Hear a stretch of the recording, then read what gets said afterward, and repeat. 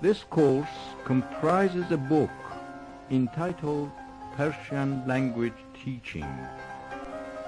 In Persian آموزش زبان فارسی. درس 17. اسم فاعل. نویسنده، آینده، زننده، رونده.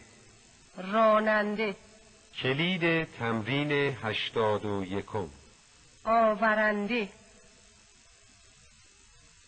شکننده، سوزنده، خرنده، برنده، گیرنده، آینده، برنده، کننده، خورنده، رونده، دارنده، شنونده، زننده، کشنده، سازنده، خواننده، گوینده، کشنده، نویسنده،